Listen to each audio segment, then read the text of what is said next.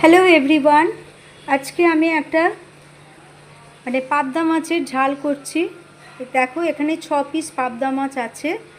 তো আমি এখানে দিয়ে দিয়েছি সর্ষের তেল আর ঘি। আর এইটা যে আছে এতে আছে আদা, রসুন, পেঁয়াজ, টমেটো পেস্ট করা। এই পেস্টটা এতে দিয়ে দিলাম। এবারে এটা এখন একটু সটে করতে টাইম লাগবে।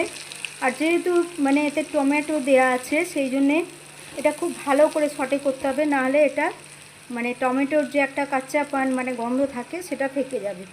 তো এইবারে আমি এইখানে দিয়ে দিচ্ছি, দেখো, ক্যাপসিকাম। খুব খুব অল্প করে একটু ক্যাপসিকাম দিয়ে দিলাম, বিকজ এটা একটা আলাদা টেস্ট আনে।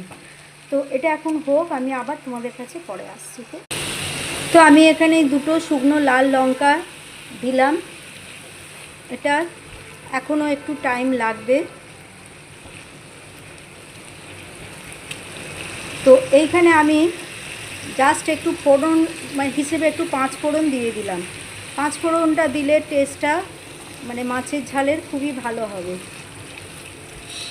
এটা সর্ষে বাটা দিয়েও করা যায়, আমি অনেক সময় সর্ষে বাটা দিয়েও করি।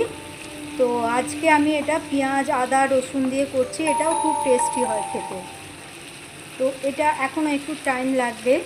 এই স্টেজে আমি এখানে দিয়ে দিচ্ছি কয়েকটা কাঁচা লঙ্কা।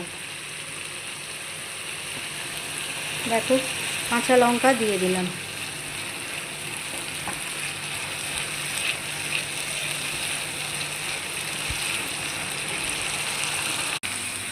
তো এবারেতে আমি একটু ধনে পাতা এখানে দিয়ে দিলাম। ধনে পাতাটা দিয়ে আমি এখানে দেবো হচ্ছে, এটা দিলাম কাশ্মীরি মির্চ, এটা দিলাম হলদি, অ্যান্ড এটা হচ্ছে ঝাল দেগি মির্চ দিয়ে তিনটেকে একসঙ্গে দিয়ে পেঁয়াজ আর এই পেস্টের সঙ্গে ভালো করে সটে করে নিয়েছি। এবার এতে আমি দেবো জল। জলটা দিয়ে দিলাম। দিয়ে এবারে এই যে মাছগুলো আছে এই মাছগুলো আমি এখানে দিয়ে দেবো।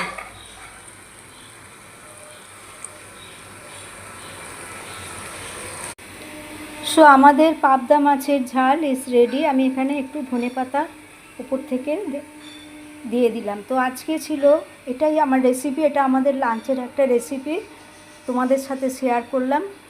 পাবদা মাছ আমরা সবাই জানি খুব ভালো লাগে খেতে। So friends, take care and bye by.